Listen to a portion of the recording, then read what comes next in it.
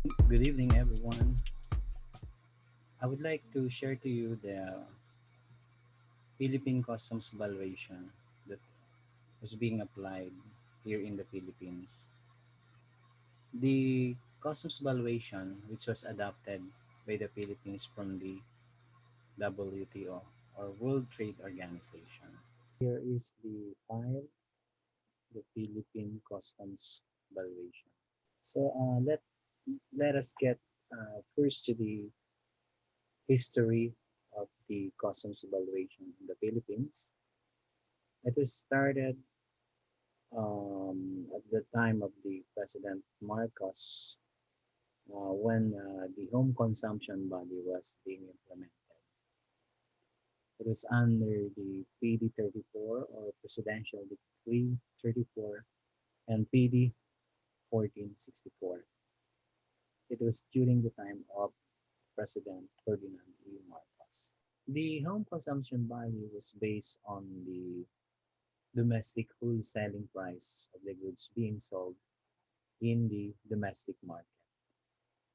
Um, it refers to the normal cost of the country of export, which, unlike the transaction value system, may have, as always, any relation to the actual transaction between the seller abroad and the buyer in the Philippines. So the use of the home consumption value or the basis of the HCV is on the domestic market of the exporting country. Next to that is the application of the fair market value, wherein the ex- the fair market value, which is based on Executive Order Number 156, they adopted uh, the home valuation or the home consumption valuation system. And it is also similar to the method of customs valuation, but with a deletion of the 10% in the original home consumption value. Then it was applied until 1996 because um, to year 2000, there is an agreement that the transaction value will be implemented. So there will be a transition, which is the next one, the export value. So the export value, which is also called as the interim valuation at the time, because during the year 1995 to year 2000, or I mean, that from the 5 year period, there will be a new valuation system to be called as the transaction value. The transaction value system last January 1, 2001 started. The export value system was adopted until December 31, 1999. There are trainings, there are lectures about the use of the transaction value. And up to present, um, the use of transaction value is still ongoing because that was under the agreement in the World Trade Organization.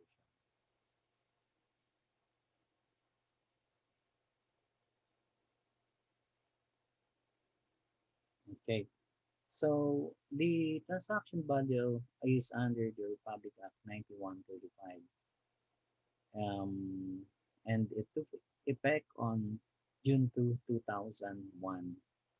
And of course, from the export value, um, it amended the export value under Republic Act 82181.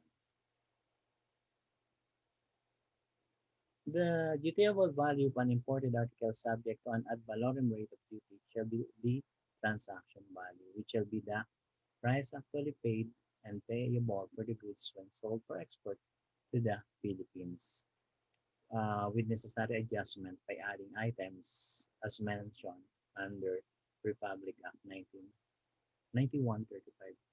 Those are the adjustment from the time the goods are being uh, sold to the buyer. The customs valuation in the Philippines was based on the WTO valuation agreement, wherein we agree with the WTO, which is formerly the general agreement of tariff and trades. No? And that agreement was the result of the Uruguay multilateral trade negotiation, which happened on year 1984. Uh, the customs valuation or the use of the transaction value is it provides a more uh, concrete information regarding the basis of the duty-able value of an imported article. Through this valuation method or the transaction value, the agreement provides a customs valuation system that primarily based on the customs value, which is considered as the um, transaction value of imported goods. Um, the transaction value consists of the price actually paid and payable and the adjustment mentioned in that agreement. What are the benefits of the agreement? No? Through this agreement, this will provide a single system that is fair, that is uniform, and that is neutral to all members of the World Trade Organization.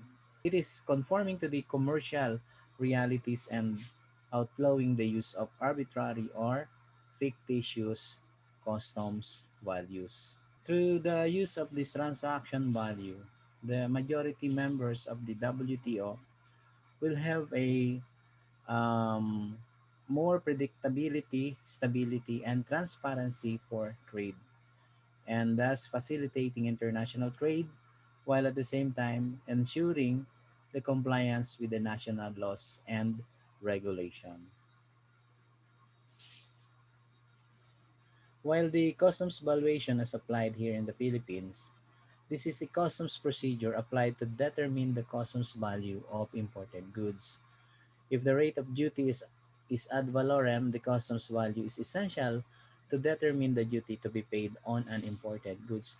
So here in the Philippines, uh, first is you need to derive first the dutiable value. So from the transaction value, which is the price actually paid and payable plus the adjustment mentioned under Article 8, the application of this is the same in the customs in the Bureau of Customs because um, they are using the or the dutiable value is the sum of the customs value plus the freight plus the insurance and other charges of that imported goods. So that will be the dutiable value, and it's the same as what the transaction value also means. And let us now look for the basic principle of the transaction value. The transaction value, of course, is it needs first to know what is the actual price, no, or the so-called the price actually paid and payable um, of the imported goods. And there will be adjustment because in uh, transporting the imported goods to the Philippines, there will be some adjustment or some added costs in order to brought these imported goods into the Philippines. Like for example, the freight charges, like for example, the insurance premium and other charges. But under the transaction value, it has other costs like the commission, the assist, and the royalties, no, and proceeds. of sale, no? Including the insurance and the transportation. And let us look for the six methods of valuation, which is also under the transaction value. So there are six method, which is here are the six method. Method one, the transaction value, which is purely based on the price actually paid and payable plus the adjustment.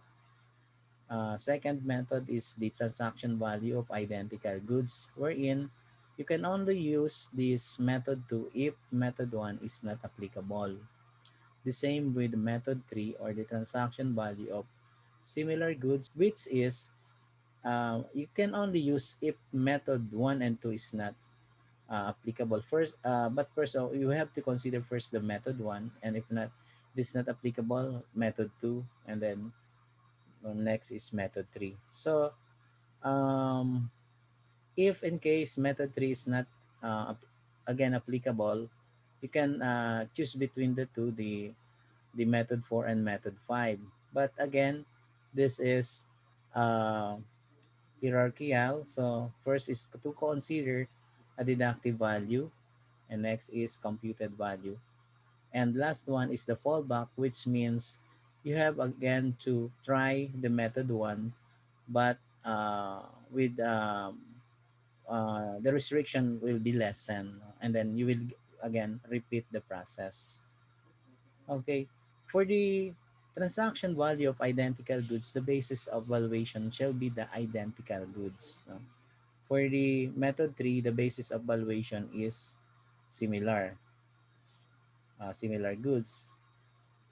And for method 4 is there will be a deduction based, the value will be based on the domestic market of the importing country, on how much the goods are being sold, and then from that point there will be a deduction.